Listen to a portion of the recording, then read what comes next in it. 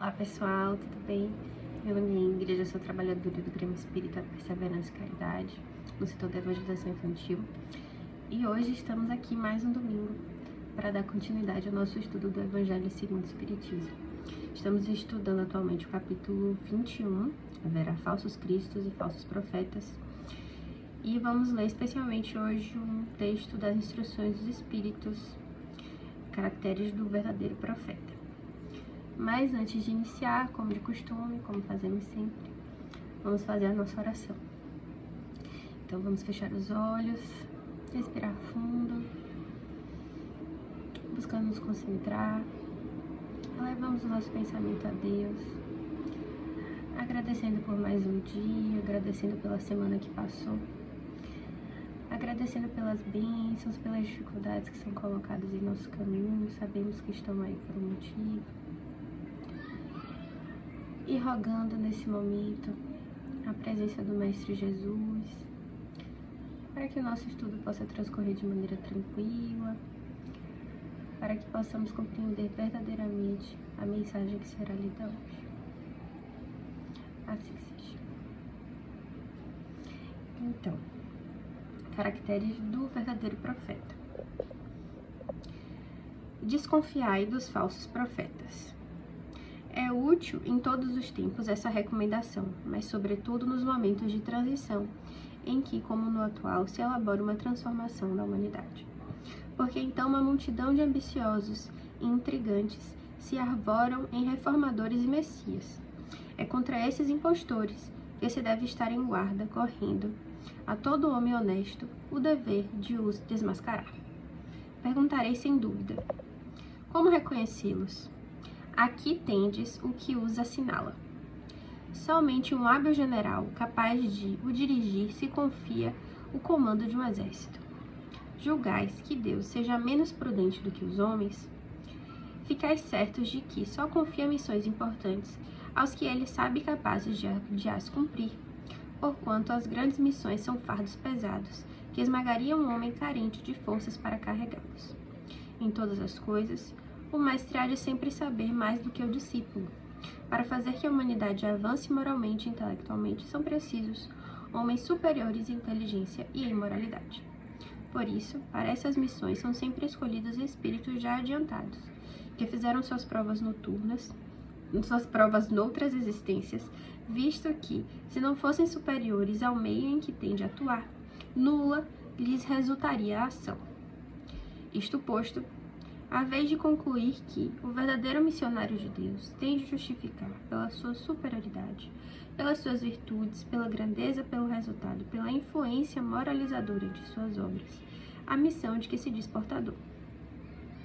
Tirai também esta outra consequência. Se pelo seu caráter, pelas suas virtudes, pela sua inteligência, ele se mostra abaixo do papel com que se apresente, ou da personagem sob cujo nome se coloca, mas não é do que um estirão de baixo estofo, que nem sequer sabe imitar o modelo que escolheu. Outra consideração: os verdadeiros missionários de Deus ignoram-se a si mesmos. Essa parte é bastante interessante. Os verdadeiros missionários de Deus ignoram-se a si mesmos, em sua maior parte. Desempenham a missão de que foram chamados pela força do gênio que possuem, secundado pelo poder oculto que os inspira e dirige a seu malgrado, mas sem desígnio premeditado. Numa palavra, os verdadeiros profetas revelam por seus atos, são adivinhados, ao passo que os falsos profetas se dão, eles próprios, como enviados de Deus. O primeiro é humilde e modesto, o segundo, orgulhoso e cheio de si. Fala com altivez e, como todos os mendazes, parece sempre temeroso de que não lhe deem crédito. Alguns desses impostores têm havido, pretendendo passar por apóstolos do Cristo, outros pelo próprio Cristo, e para a vergonha da humanidade, hão encontrado pessoas, assaz crédulas, que eles creem nas torpezas. Entretanto, uma ponderação bem simples seria bastante para abrir os olhos mais cegos. A de que, se o Cristo reencarnasse na Terra, viria com todo o seu poder e todas as suas virtudes, a menos se admitisse que eu fora absurdo que houvesse degenerado, ou seja, Se o Cristo de fato houvesse retornado, ele retornaria com todos os atributos que ele já se apresentou, né? Do contrário, seria absurdo pensar que ele haveria regredido. Ora, do mesmo modo que, se tirardes a Deus um só de seus atributos, já não tereis Deus. Se tirardes uma só de suas virtudes ao Cristo, já não mais o tereis. Possuem todas as suas virtudes, o que se dão como Cristo? Essa é a questão. Possuem todas as suas virtudes, o que se dão como Cristo? Essa é a questão. Observai-os, perscrutai-lhes as ideias e os atos, e o reconhecereis que, acima de tudo, lhes faltam as qualidades distintivas do Cristo, a humildade, a caridade. Sobejando-lhes aqui, o Cristo não tinha a cupidez, ou seja, a ambição, e o orgulho. Notai ademais que nesse momento há em vários países muitos pretensos Cristos, como há muitos pretensos Elias, muitos João ou Pedro, e que não é absolutamente possível sejam verdadeiros todos. Tende como certo que são apenas criaturas que exploram a credulidade dos outros e acham cômodo viver à custa dos que lhe prestam ouvidos. Desconfiai, pois, dos falsos profetas, máxime numa época de renovação, qual a presente, porque muitos impostores se dirão enviados de Deus. Eles procuram satisfazer na terra a sua vaidade, mas uma terrível justiça os espera. Podeis estar certos. Erastus, Paris, 1862. Bom, essa mensagem das instruções dos Espíritos realmente é muito interessante, muito esclarecedora e é, como quase que todo o Evangelho, um alerta para nós. Esse texto, ele é do capítulo 21, né, haverás falsos cristos e falsos profetas. E um dos motes, né, que deu origem a esse capítulo é justamente aquele que trata da árvore, né? A árvore boa dá bons frutos, a árvore má dá maus frutos, né? E é justamente essa lógica que a gente deve aplicar quando a gente se deparar com essas pessoas que se intitulam profetas, enfim, que se intitulam líderes religiosos que de alguma forma estariam acima de nós por serem escolhidos, enfim. É uma fórmula que, como ele coloca, né, como o Espírito traz para nós, que deve ser utilizada por nós, especialmente nesse momento de transição que nós vivemos. Né, um momento em que a Terra está deixando de ser um mundo de provas e expiações e está se tornando um mundo de regeneração. Né, esses irmãos que ainda não conseguiram compreender verdadeiramente a mensagem do Cristo acabam tentando utilizar, enfim, da sua inteligência, das suas capacidades para se colocar numa posição de superioridade que não lhe é própria, não lhe é verdadeira. É muito interessante também essa passagem do texto que ele coloca, né? Numa palavra, os verdadeiros profetas se revelam por seus atos, são adivinhados, ao passo que os falsos profetas se dão, eles próprios como enviados de Deus, né? Ou seja, quem de fato está nessa conexão tão íntima com Deus a ponto de ser, né, um profeta, para utilizar essa terminologia que está sendo usada aqui, essa pessoa não precisa se intitular dessa maneira, né? Ela já é colocada por si só dessa maneira, justamente em razão dos seus frutos, dos seus atos, do seu comportamento, das virtudes que são observadas no seu proceder. Né? Não é necessário que essa pessoa o tempo inteiro fique se autoafirmando como emissário de Deus, como se houvesse sobre ele uma predileção divina que não está sobre os outros, né? É interessante a gente pensar também como é que o Cristo reagiria a essas pessoas que se colocam nesse lugar de profetas ou do próprio Cristo, né? Enfim, essas pessoas que, líderes religiosos, né, trazendo um pouco mais para o nosso tempo, né, levando em consideração que o texto, essa mensagem ela é de 1862, mas tentando trazer um pouquinho para a nossa realidade, né?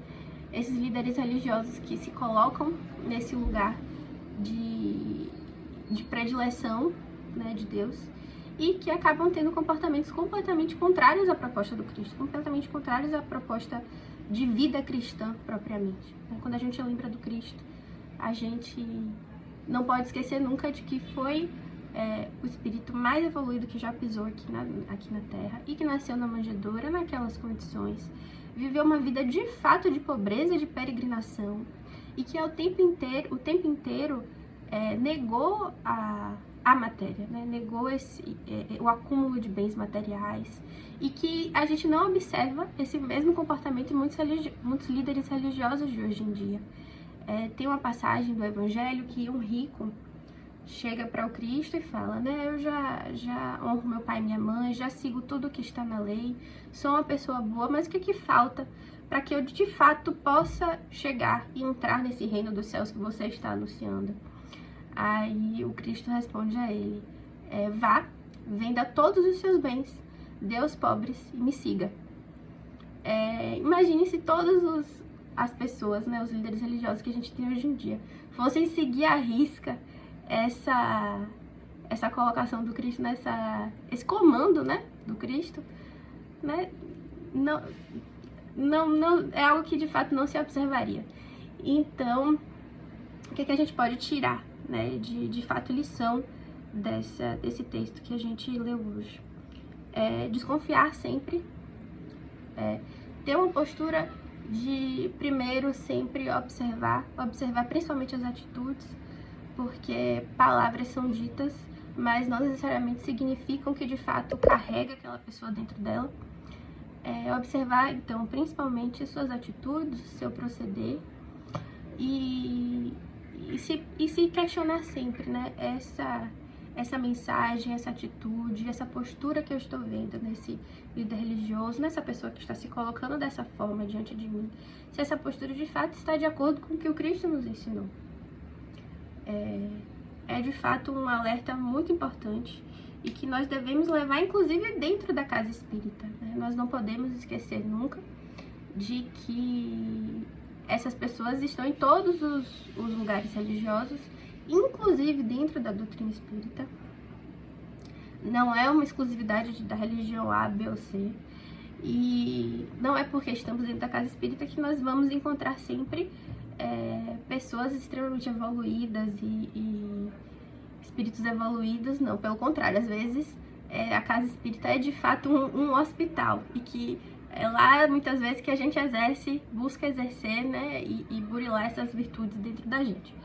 Então, ter essa postura de desconfiança em todos os lugares, dentro das nossas casas religiosas, dentro do centro espírita, e lembrando sempre da mensagem do Cristo, né, que sempre foi uma mensagem de caridade, de amor, de negação ao acúmulo dos bens materiais. E é isso. É um texto muito...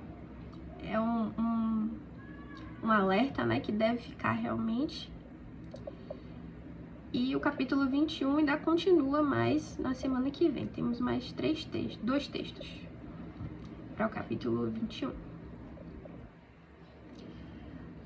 Bom, pessoal, então vamos encerrando por aqui. E mais uma vez vamos fazer a nossa oração. Fechando os olhos, respirando fundo, buscando nos conectar mais uma vez ao Pai Celestial, agradecendo novamente pelo dia de hoje, pela mensagem que foi lida, agradecendo pela nossa família, por tantas oportunidades que o Pai coloca em nosso caminho para que possamos evoluir. Agradecer a presença do Mestre Jesus em nossas vidas, suas lições que são um verdadeiro farol para a nossa caminhada, que nós possamos verdadeiramente compreender tudo aquilo que o Mestre Jesus trouxe para nós e que possamos viver de acordo com sua mensagem, que nós tenhamos clareza e discernimento para distinguir aqueles que são de fato os verdadeiros profetas e os falsos profetas, rogando nesse momento a proteção do Mestre Jesus para a semana que virá, e que nós possamos estar aqui novamente no próximo domingo para dar continuidade ao nosso estudo. Assim seja. Até mais, pessoal!